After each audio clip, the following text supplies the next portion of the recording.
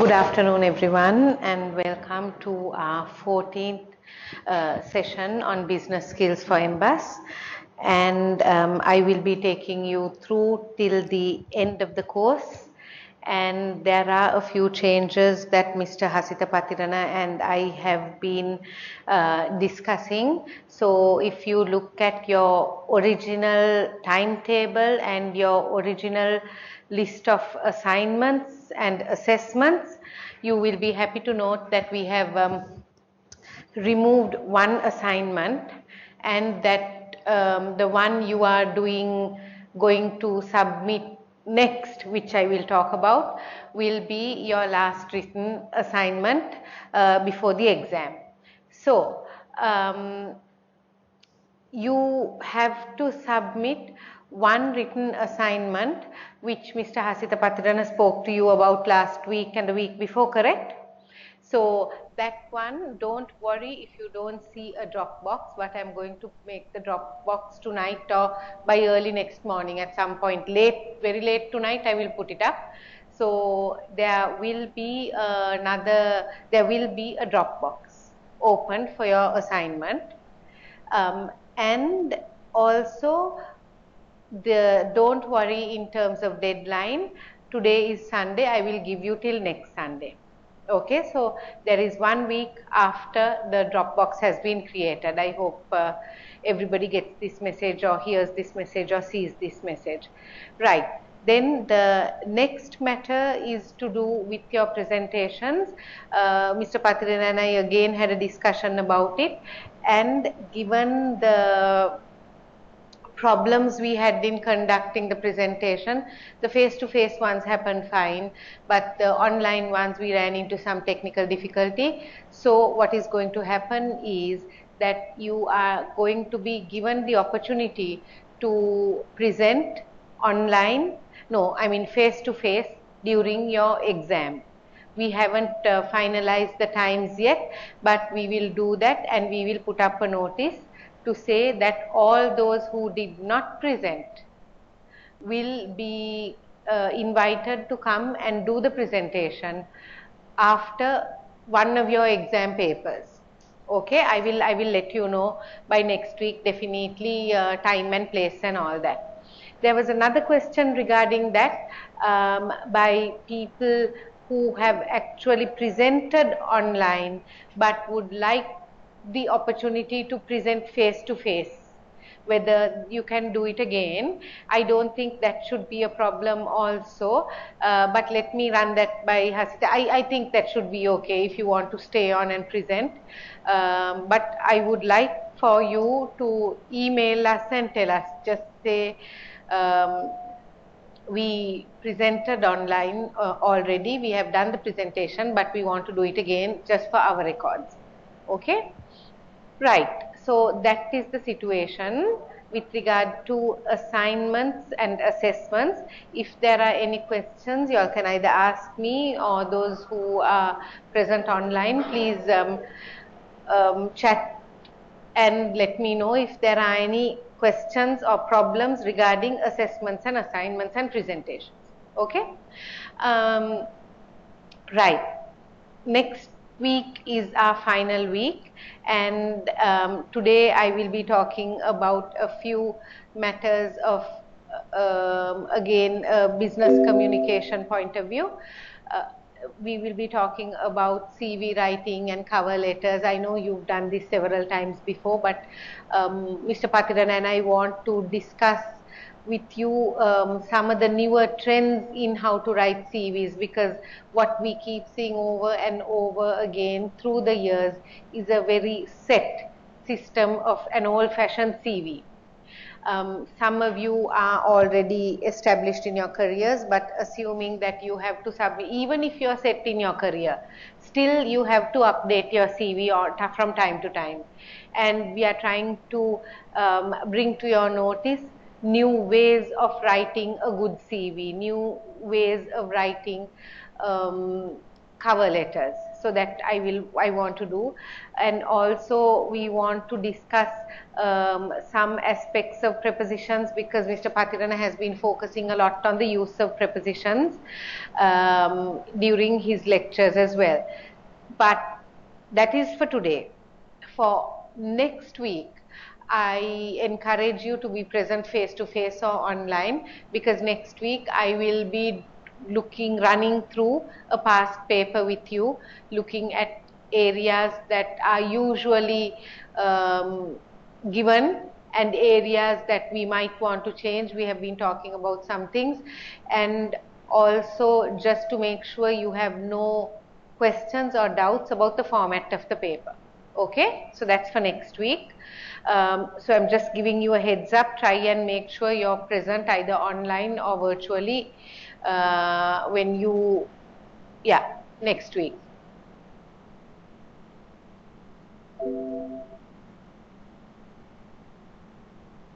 Okay, moving on to what we are doing today. Yeah. In the LMS, no? I wanted Mr. Chaminda to do that, but for the moment we are going to present it from the desktop. Can I upload it during the break? Can you see it on the, can you see? Can you see the desktop? Or you want, can you all see the desktop from here or from your screen? Can? Can see?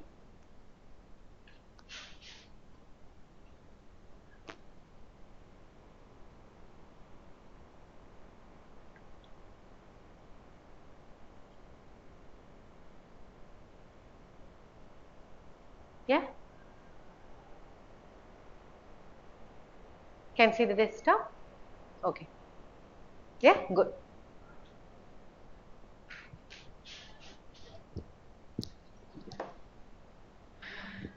Oh dear.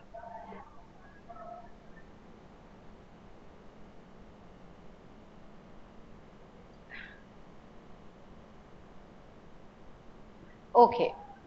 So, like I said, we are going to think about how to write an effective CV in a 21st century way. So, we are going to talk about what employers are looking for, what a good CV should include, do's and don'ts in CV writing, using language effectively, and types of CVs. So, for do's, for what a good CV should include and do's and don'ts in CV writing, we are going to try and look at examples of good CVs, bad CVs, things you should do, things you shouldn't do, and try and do it through the use of examples. Right. What employers are looking for. So, can you read it out loud, please?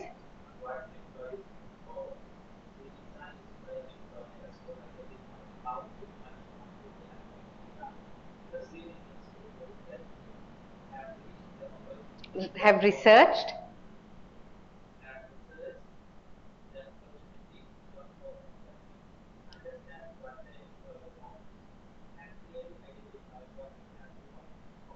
Thank you. So, in your CV, you need to prove that you have researched the opportunity, job or company, understand what the employer wants, and can clearly identify what you have to offer them.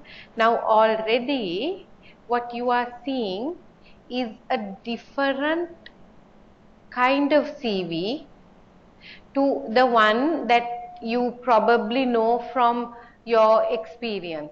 Before we look at this, those present today, can you tell me, normally in the old fashioned CV that we used to write, hopefully now we all have more up to date CVs, but in the old fashioned CV, what was the first thing that you wrote on your CV? Name, address, okay, email address, phone number, That's fine, and photo if required. Okay, so the contact details are important. So name, okay, sometimes people write the whole name, like all 16 names, but that's not necessary. So just maybe initials, the name you want to be called, and the surname, contact details. Photograph, remember that the photograph should be optional. Okay, if they insist on a photograph, as they sometimes do, still you should have the option of not putting a photograph, because people should not be hiring you based on your looks. Okay, especially women are sometimes unwilling to put their photograph, and I fully understand. Okay, nobody should be hiring on the basis of looks. In fact, in other countries, if you have a photograph where you look slightly fat, and then people say that, and I know of a case like that, where there was a discussion on how big the woman looked, that would be an issue for a court case. But anyway, photograph possible. What else? After you give your contact address details, what else would you put on a CV? Anyone else? Lakshman? What would go on the CV after that? Okay, date of birth, NIC number, age. What else? Anybody else talking in the class? Date of birth, age, NIC, civil status. Okay. Now, that is the very kind of CV, format of CV that I want us to re-examine. Okay. Firstly, civil status completely irrelevant, unimportant, whether you are married or not.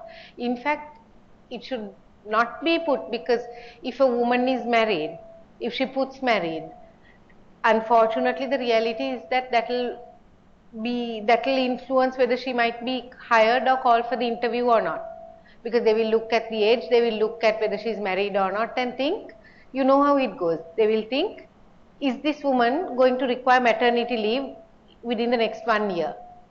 Then we don't want. Okay, so civil status, it's quite old fashioned to ask, quite old fashioned to give. Even a man, you don't have to tell anyone whether you're married or not. Okay, so age, NIC number. For one thing, you don't have to give date of birth if you're giving NIC number. In Sri Lanka, everybody knows the first two numbers denote the year, age. The other thing is, anyway, the bigger point is that we no longer write those basic details on top. Okay, that must go. What do we write instead?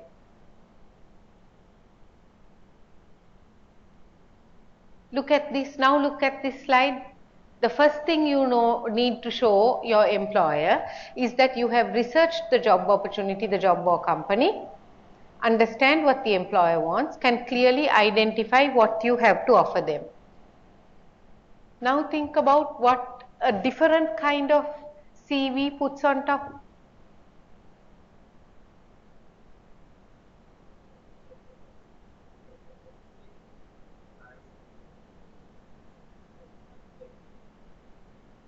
Very good. Usually in the cover letter, you will talk about the job opportunity, and you will say you are looking for a dynamic, experienced computer programmer, blah, blah, blah. But in the CV on top, you will have your profile, okay, or a very brief 2-3 sentences profile of the candidate. I am usually it takes the first person. I am this, effective and strong use of adjectives. I am dynamic, I am motivated, I have over 15 years of experience, I have overseas exposure, as a blah, blah, blah, whatever the post, okay. I am good at working in teams, I am good at working to deadline. Whatever they want, you need to show that how you can fit it. So that profile is what is replacing NIC number, date of birth, civil status, things like that. Because like I pointed out earlier, those are becoming less important for hiring. Okay? Right. Employers, can you read please?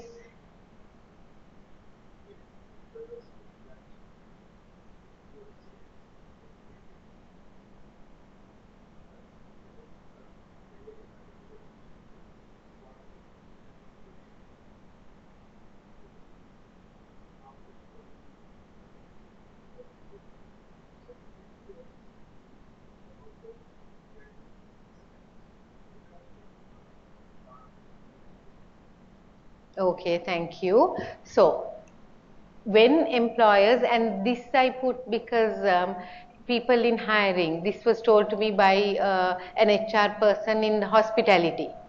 She said, Ramola, in 20 to 30 seconds, we have looked at the CV, decided whether we are going to call this one for an interview or not call. You have to come on this file where they call for an interview. Okay. So you have 20 maximum 30 seconds to impress.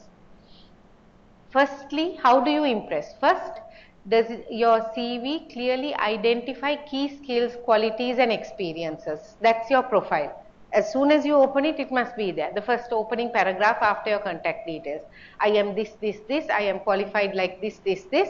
So that all these are given in detail later, but if you can't be bothered reading later, at least you know. Okay. If you are looking for an academic post, I have completed my master's with a research component. I am now reading for my MPhil, making plans to go overseas for my PhD. My particular interest is this, which is what you are looking for, therefore. Okay. The key elements must be very cleverly and strategically presented so that the employer knows the key skills, qualities and experience that you have. Number two, which quite often professionals overlook, is how the information is presented. If it is presented in bad grammar, bad spelling, again the same HR person told me, we don't like it, we make a judgment. Okay, if the language is bad. The other thing is, if it's not neat, it has to be justified, the margins have to be right. Okay, there mustn't be too many fonts, there mustn't be too much text on the page. All these things matter. It must be pleasing to the eye, it must have face validity, what we call face validity. That means it must look good, because your CV is a representative for you, of you at that stage. Later on, if your CV is good only, will they call you for the interview. Until they call you for the interview, they can't see you, but they must see you through your CV. That's why your CV must look good. Okay? So, how the information is presented matters. Right. Lakshman, can you read please? What a good CV should include.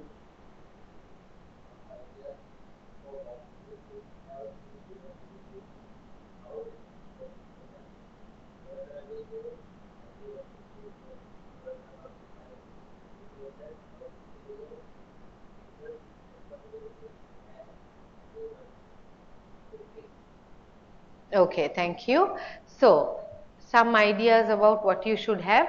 Personal details. Now, as we were told, personal details go on top. Okay. It can be a bigger font, but it doesn't have to be too ornate. It doesn't have to be too flowery. And then career objectives or personal profile. Now, that is what I was talking to you about. A personal profile. They also call it career objectives. I am this kind of person. I am seeking this kind of job. Okay. Then you can talk about education, work experience, etc. We will talk about them one by one. Right. Personal details. Can you read again, please? Yeah.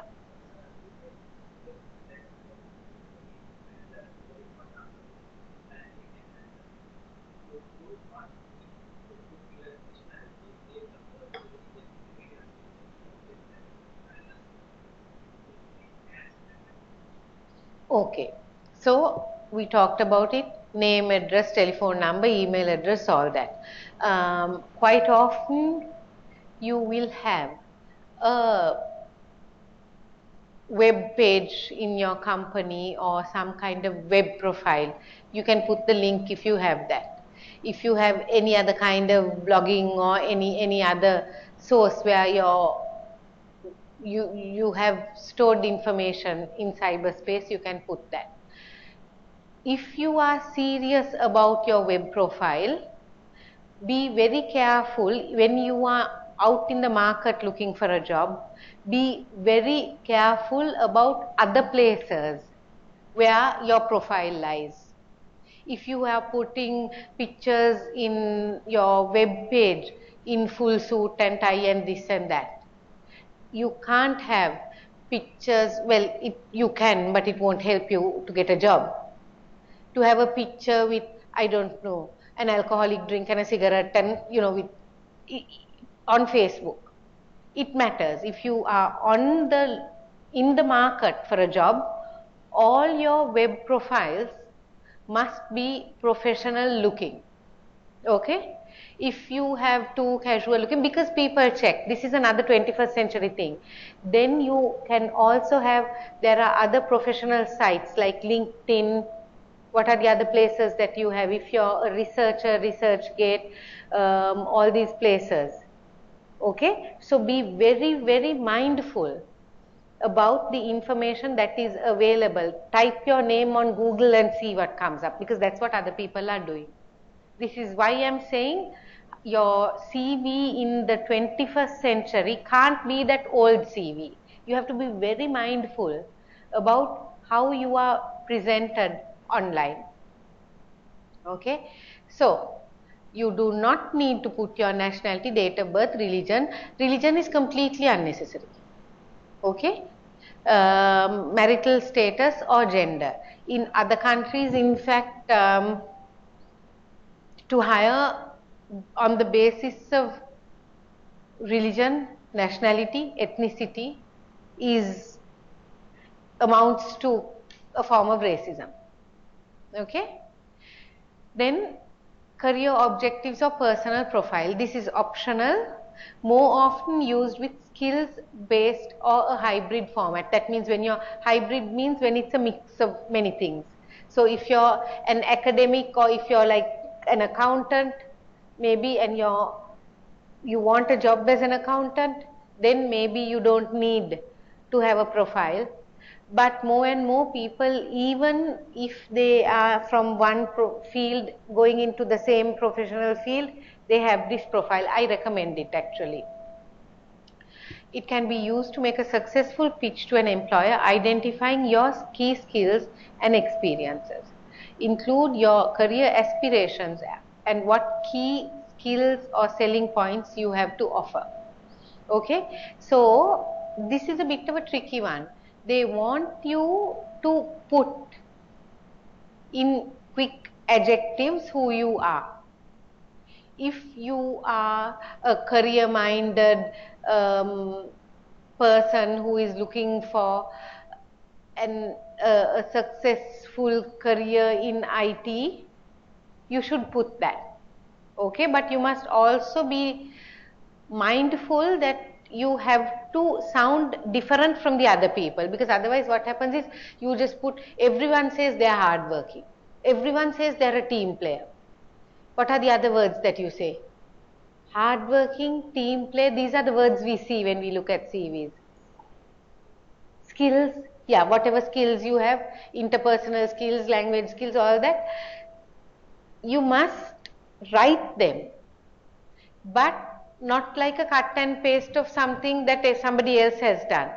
If they must be able to read it and they must be able to recognize you. Okay, because otherwise what people do is put the same adjectives. So be careful. And also the personal profile has to be matched to the job description.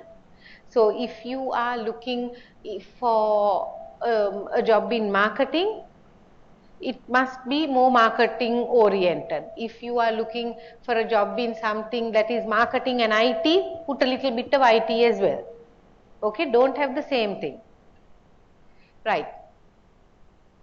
Next, please, can you read?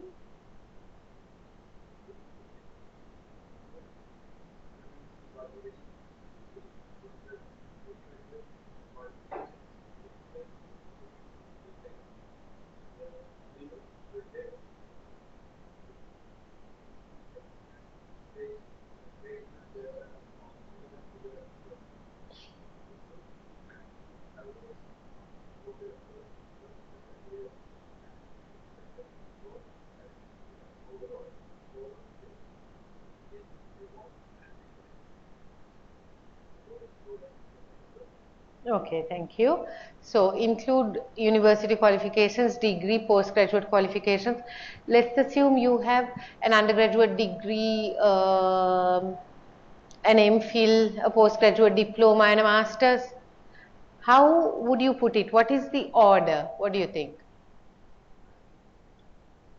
So you are expected to put highest to the lowest. And usually it coincides with most recent to the last. Okay, those days we used to start from O level results, A level results. No, can you remember? That is when you put like NIC, marital status, then you go O level, then you go A level. Now you don't do any of that. As soon as you get a degree, your O level and A level results are completely unimportant. Drop them.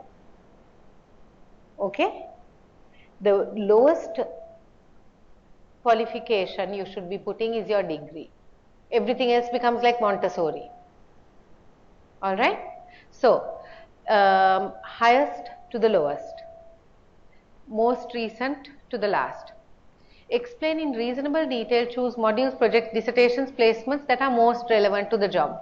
In terms of educational qualifications, any research you have done, if it is relevant to the job, if the job is in marketing and IT and your research project for the MBus was marketing and IT, put it on top, play it up. Okay, which brings me to the most important point, I think, which is that those days we used to have one standard CV, one size fits all. You make photocopies and send, photocopies and send. That does not work in the 21st century. Okay? For every job, you do what we call tweaking, TWEAK. To tweak is to change it a little bit. You tweak your CV. If you are looking for a job in IT, you put IT in front. Okay? If you must change your profile, you must take your IT case study and put it on top. The other ones go down like that. If you are looking for marketing and IT, you put like, I don't know, something else, accounting down, and you put marketing and IT up. So, whatever job you are looking for, whatever job description they give you, you change your CV every time. Okay? You tweak it or you fiddle with it so that you are changing things to give priority to what they want. Include key achievements, forget average first year, second year. This is for undergraduate students, something we made. Any awards for academic work. If you got anything noteworthy, in Sri Lanka we have gold medals, in other countries we have dean's lists. We go into the dean's list if you have a GPA of something. If you have won special awards, you put those there. For academics, are not special awards for sports and whatever. Those come later. Right, education, Lakshman, read please.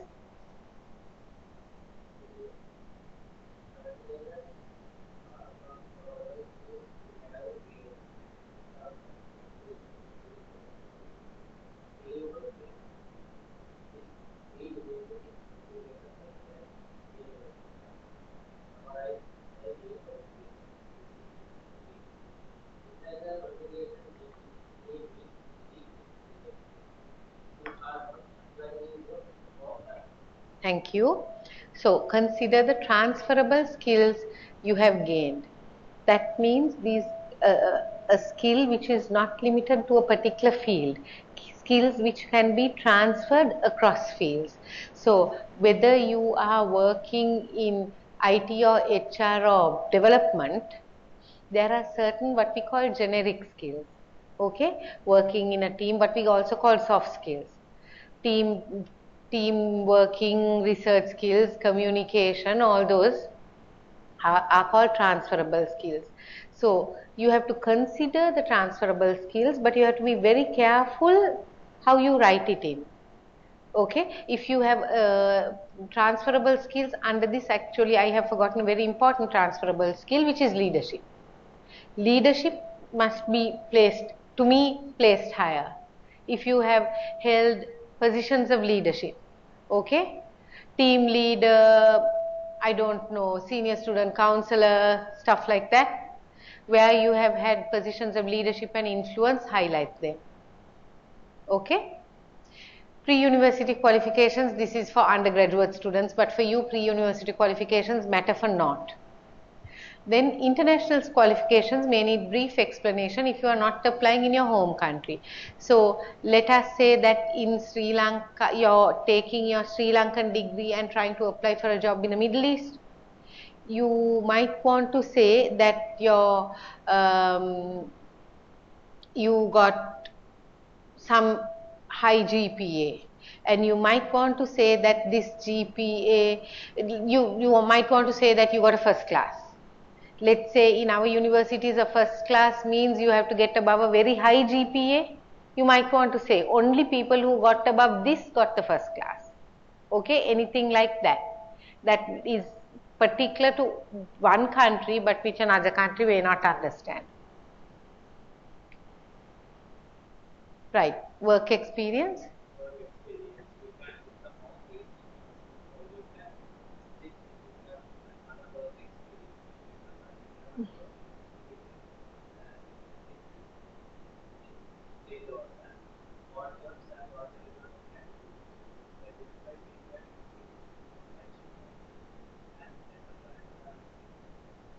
Okay, thank you.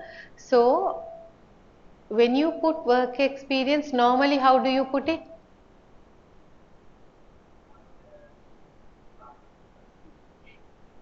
Okay. Oldest to newest.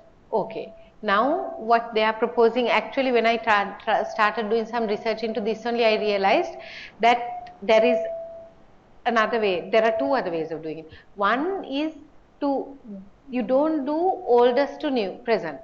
You do present to oldest.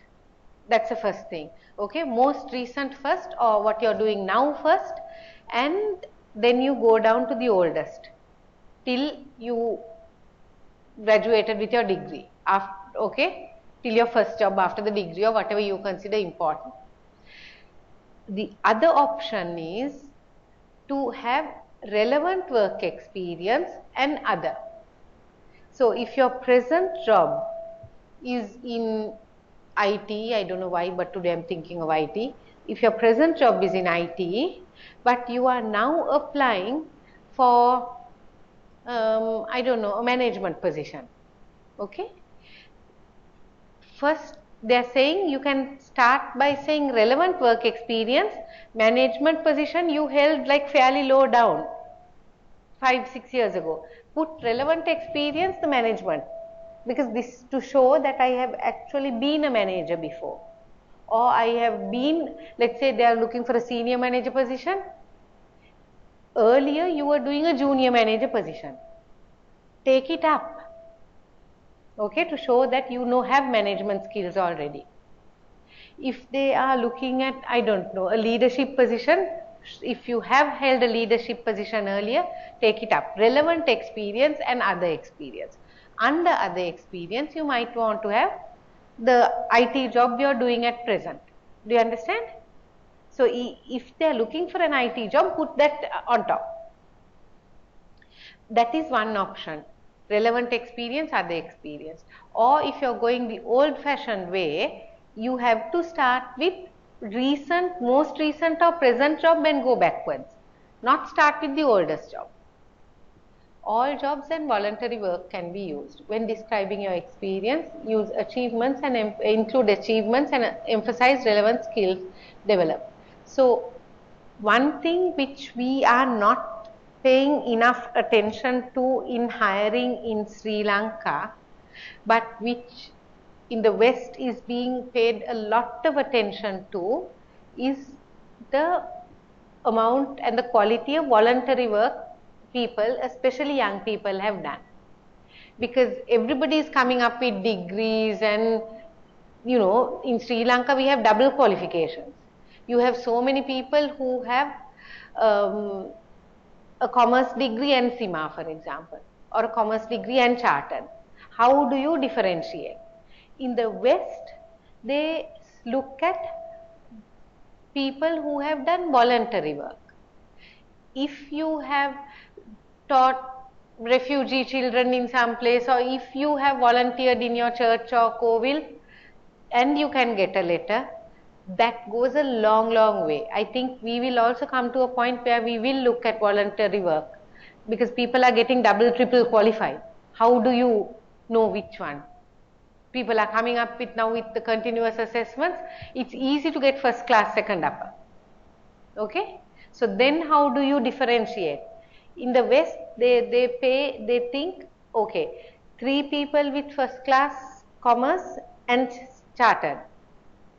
One of the 3, in the West, of course, they like to go and do voluntary work in Africa or something. It's very fashionable. So if one of the 3 has done some work like that, they will consider that person more favorably. How many people look to serve without getting paid is important. Okay? Right. Interests, responsibilities and achievements, please.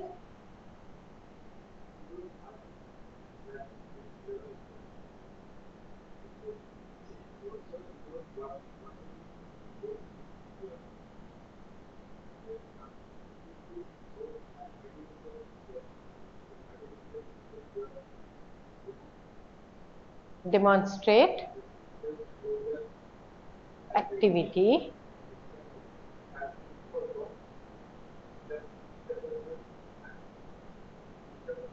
or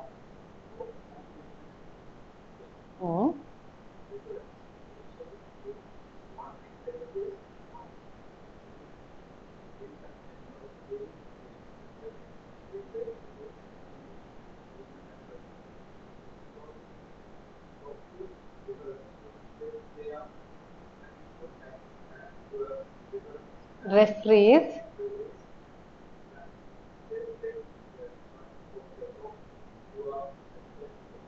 Thank you. So, interests, responsibilities, achievements, that is the middle section. So, we have now looked at contact details, personal profile, education, job. Okay. If your education, if you have more job experience, if you're more an experience-based person than an academic person, it's fine to put experience on top and job at the bottom. I have seen that. Okay. If it's something that requires, let's say, a master's level or a fairly senior position, but you don't have a master's, bring your job experience forward and then put that you only have an undergrad. Okay. Then you talk about other things.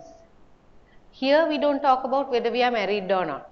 We talk about certain skills, achievements, talents, but not only to say that you coached your old college football team. What are the skills that you have got from that experience that you can take here? Okay, if you have coaching in the college football team gave you a leadership role, say that. If you have worked with young children to try and improve their job skills, say that. Okay, how you have tried to motivate them or whatever, what skill you gained out of that experience. Yeah, and keep this short. This is not going to be like 2 pages long. Oh, we need to talk about the length of a CV also, because sometimes you have CVs that run into 6 pages. How long should a good CV be? Hmm? At least 3 pages? Ooh. Academics, 1 page is tough. Why?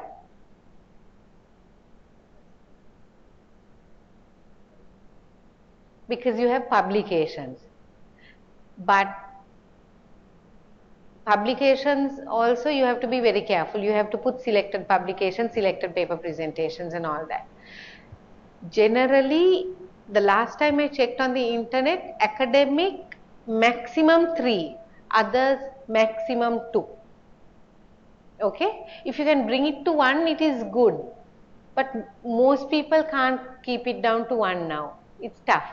And if you're going to put it in 1, and it's like one crammed page like that from the top margin to the bottom here, you're going to put text, you might as well put 2 because it's not pleasing to the eye. Okay? So I would say 2 is okay. 3 would be maximum.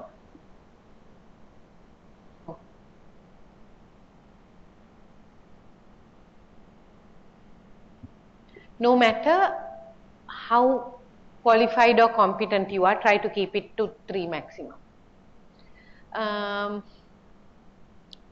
Yeah, referees usually 2, one academic, one job from one from your job, one from your studies. Okay. However, one thing from people who are quite often asked to be referees, what they say is, if you are putting me down as a referee, you must call and tell me or email and tell me. It is very rude and disrespectful to put someone as a referee and not tell that person, so that one day suddenly that person gets an email or a phone call saying, hey, Mr. So and so, Miss So and so has put you down as a referee. The company is telling you. That's wrong. You should have told, or you should have asked, okay, Mr. Miss So and so, can you please be a referee? Is it okay if I put down your name?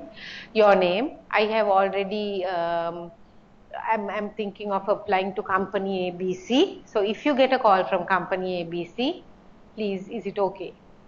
All right. That is just the respectful and courteous thing to do. It is just not polite to put as a referee and not tell. So that the first time the referee hears about it is when the company calls. Okay?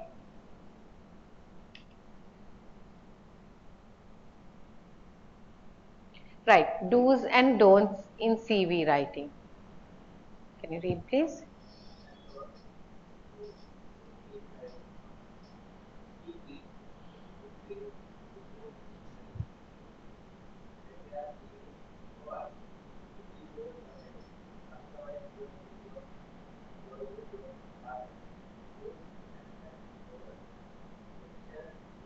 Positive words.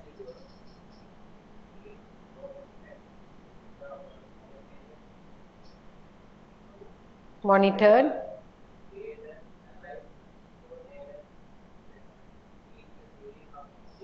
Okay, thank you. I'm going to start from the bottom, because keep your CV up to date is very important. What people think is that once you have got a permanent job, your CV becomes something that you file in your hard copy file, or that you store in your computer and forget about it. That is not the case. Even when you are settled in a career, you must update your CV. Let's say your company sends you for a foreign training. Let's say you get a scholarship while part of the company. You're not moving companies. Okay? But you come back and you update it, because otherwise you will forget. You say that in 2016, August to September, I was sent to Korea for a training. It is important. If you have published, if you have been selected or recognized by your company, even though you're not looking for a new job at that point, put it in. Later on, for promotions, for other things that you might do, your CV will be required, not only to change jobs. Okay, so you have to keep your CV up to date. We forget that. Then use action verbs or strong positive verbs. It will create strong impact. For example, I am motivated, I monitored this operation, I created the database, I analyzed the samples, I coordinated. Okay? Write in the active voice, not the passive voice. That's another important grammar point. Don't say the team was motivated by me. If you're putting, remember under that interest section, um, I was the coach of the Sri Lanka women's volleyball team. When the team became champions in 2016 in the Asian whatever, the team was coached by me. I coached the team is much more powerful, is much more, gives you a lot more power than to say that the team was coached by me or the whole project was coordinated by me. No, I coordinated the project. Okay, I made a presentation to the council, like that. Active verbs. Then customize your resume for your job target. I think I mentioned that earlier. Not the same thing every time. Prepare individual CVs for individual companies, very important. Be brief. A 2-page resume is ideal. The way you pronounce the word is also important. It's not resume. Okay, to resume is to start again. It's a verb. Resume is the noun, is the CV. It's another word for CV. Do you know what CV stands for? Curriculum vitae. Okay, that's the Latin phrase for vital details, but it's like biodata. But now we use the word CV, curriculum vitae. So it's okay, biodata is okay, curriculum vitae sounds more professional. And resume is fine, but don't pronounce it as resume. Okay? Because otherwise you go for an interview and say, here is my resume. No. People think this person doesn't know English. Here is my resume. Right. Don't.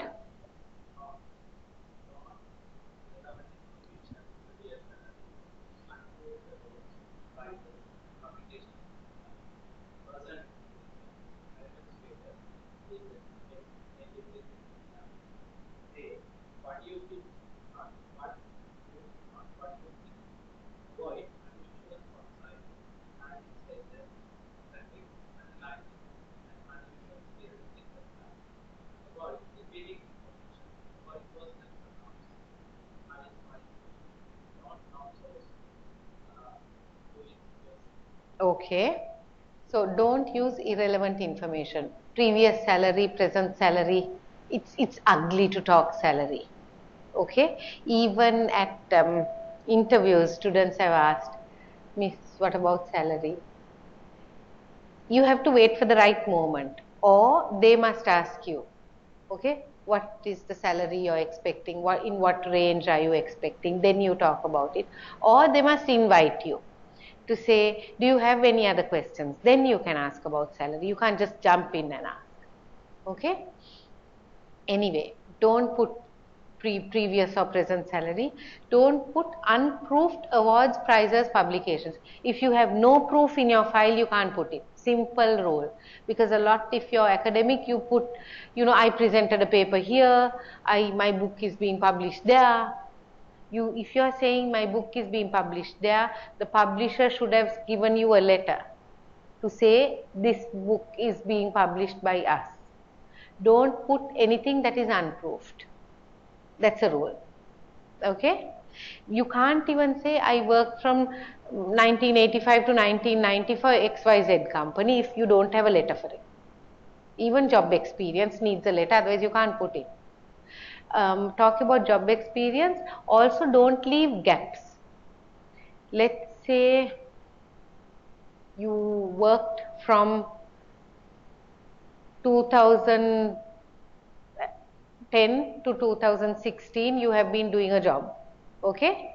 But between 2010 and 2007, there was a period when you didn't do a job, and then 2007 and you had a job. So there's a 3-year gap. What did you do during that 3-year gap? Maybe you were looking after an ill parent, so you couldn't do a full-time job. But don't leave gaps in your CV. Try to fill it up with something.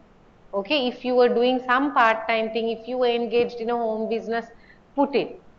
It's one of those rules in the West. Don't leave gaps in your CV. Okay? Anyway, don't put personal information, marital status, health, native place, all that. Say what you did, not what you think. Okay? Like I said earlier, avoid cluttering, flowery fonts and pictures and things like that. Stylish letters, graphics, underlining, unusual spacing, none of that, just standard. Avoid repeating information, of course. Avoid personal pronouns. I should actually remove this. I, my, me. Those days that was considered not done. But nowadays, subjectivity is allowed. If you say, I coordinated it, instead of saying the team effort, it was coordinated with great success. It is better. I prefer, especially in the humanities. I don't know how it is in commerce and in your fields in management, but in the humanities, I is acknowledged now. So there is no shame in saying I did it. Okay? Don't outsource, do it yourself. Don't tell, Machang, I have a CV, just change it around here and there and give it to me. No. Do it yourself or sit with someone and do it. But do it yourself. You also must be there. Okay? Right. Using language effectively. Can you read, please?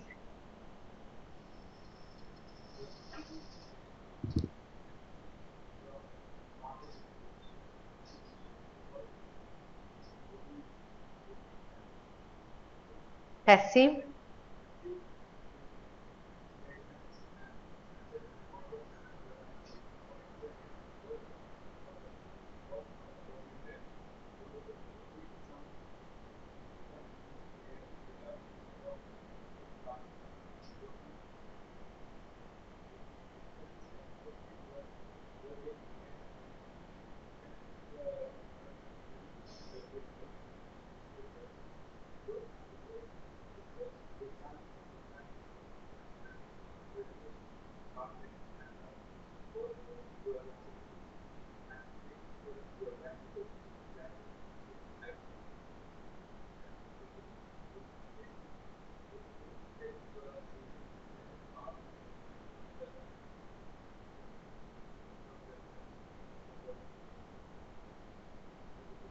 Thank you. So, like I said earlier, your CV is essentially your marketing tool. Before you can present yourself to the prospective employer, you are presenting your CV. So, your CV is representing you, and because it is your marketing tool, it should avoid woolly and passive. Woolly means vague. Okay, just things like I work on the computer, I'm good at working on the computer. What is working on the, everybody can work on the computer now. What is specifically can you do on the computer? Okay, designed a new database, talk to clients. Now this CV language is there. You have to learn the CV language. You have to make your language up. You have to bring the standard of the language up. Established effective working relationships. So very simple things. Nowadays in the world of CV writing, they jazz it up and they make it look very big. If you have, I don't know, produced a worksheet that produced what do you call that, a computerized database. You don't call it, I just produced a computerized database. You use some technical terms and you make it sound really impressive. That is something that you have to do whether you like it or not. Sometimes it's a little embarrassing. You have done a small thing, you make it look really good. But a CV is all about marketing. It is all about self-marketing, whether you like it or not. So you have to take small things and make them look big. Okay? Go through your CV, make sure your language is active, specific, not woolly, specific. Woolly means general. Specific, active, full of strong verbs, not passive. This will help your CV stand out from the competition. Okay. Move on language, please.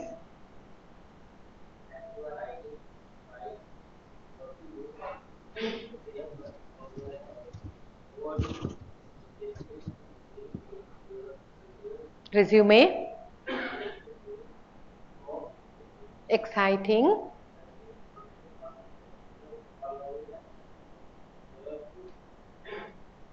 Jazz.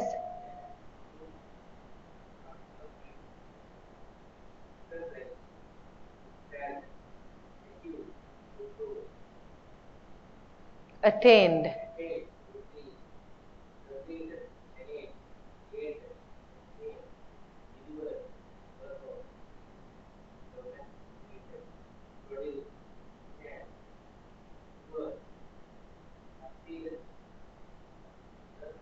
Surpassed.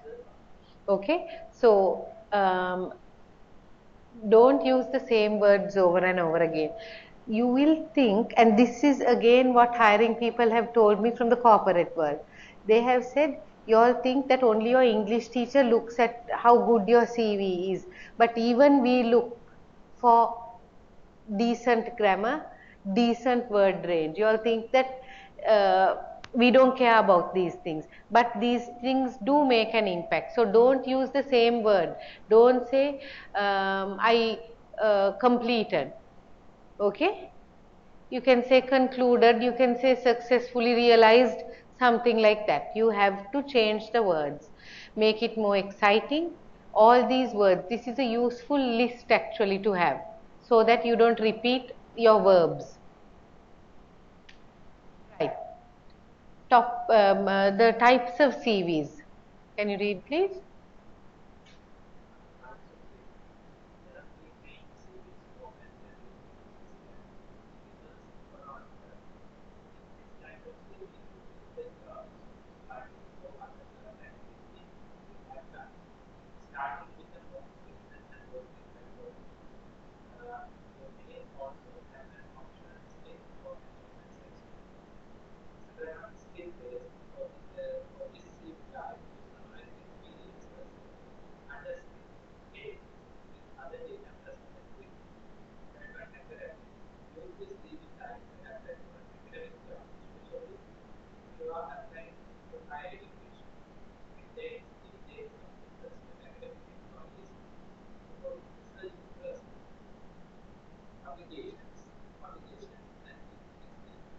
Thank you. Now we talked about how to list your jobs and your studies. Sorry.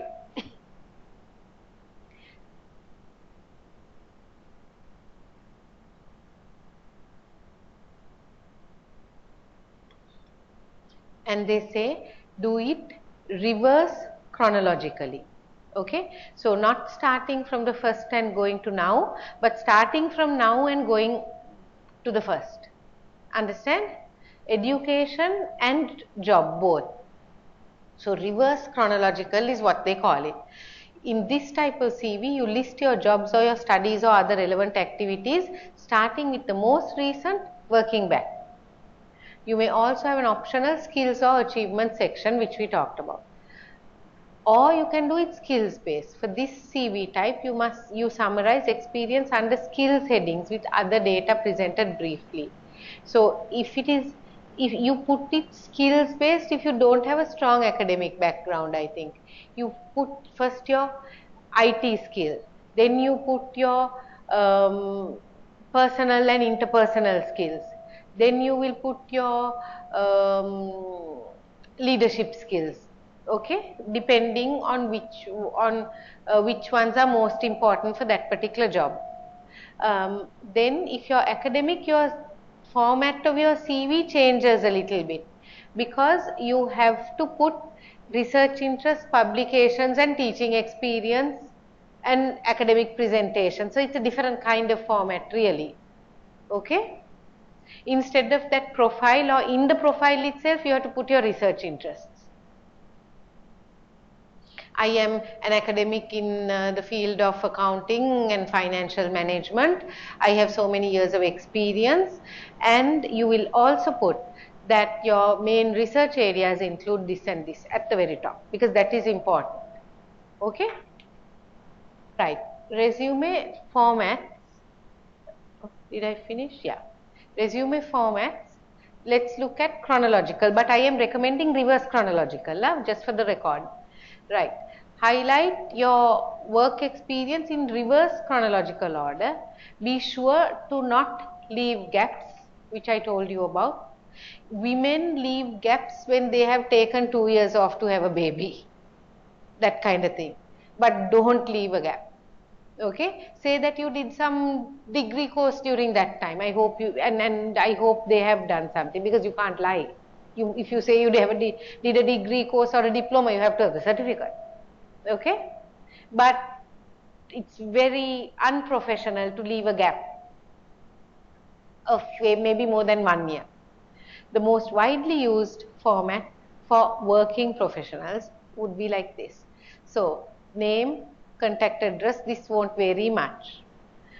Education, Bachelor of Arts, so this person has done a BA, and you can see that. And they have a major and a minor. In Sri Lanka, you might have like a specialization, and nowadays I don't know how you have that, because we used to have like a special degree with a sub in something. But if you have two subject option, 3 subject option, you will put those. Or if you did a special degree, you will say that. Specialization, information systems. If you have a degree, especially in the more modern 4-year degrees, a research component, put that. If you have a postgraduate degree, put that first. In that also make sure you put the research. Experience, Director of Marketing, Web Solutions in the summer of 2002. I did this and this and this. Next, in 2000 up to present. Okay. Next, in 1993 to 1999. So this is now, in other countries it's okay to have held a kitchen position. In Sri Lanka, if you did, you'd be so embarrassed you wouldn't put it on a CV. Okay. Catering chef, assistant chef, all that. Then let's see, now 2000 to the present, this person has been doing some advertising job, but somewhere in 2002 there has been a short stint during, they do a different job for the summer. During the summer has worked as Director of Marketing. That's a brief thing, but that has been put on top, probably because this is leadership role in marketing. So you work, let's say a summer job is 3.5 months, but you put that on top to show that, because it is probably relevant to the field. But then other than that, other than those summers, from this year to this year, I have been working as a this. Okay. So you can see the first job is 2002, the one that has been put first, but 2000 to present is something else. Okay, so reverse chronological order. Sorry. Yeah. Next one, highlight a functional resume, where you remember I talked to you about a skills based resume. There, highlight specific skills for which the market has high demand. Seldom used by new graduates, frequently used to change jobs or careers. If you are very strong, like I told you earlier, if you have a very strong education record, you don't have to be skills based. or if you have a very strong track record of having worked at a fairly high level, you don't have to be skills based. Generally, if you are worried about your education record, you will say, I will have, okay, this education, Peter David Stevens has done a Bachelor of Business Admin. But if you don't have enough experience, I would say this person hasn't had enough experience to put from year to year. So, entrepreneurial skills, professional sales skills, communication skills. Okay, communication skills. This person has written that he was a writer. Written communication is good, drafting professional letters, etc. But in Sri Lanka, under communication skills, you can put your language skills. If you are good in all three languages, you can put it. Either you can put it as a box, English, Sinhala, Tamil, written, spoken, and then you say good, excellent, poor, okay, like that. That's fine, because then people don't have to read paragraphs. Very quickly you can say, okay, let's say I want somebody to work in the Vaunia area.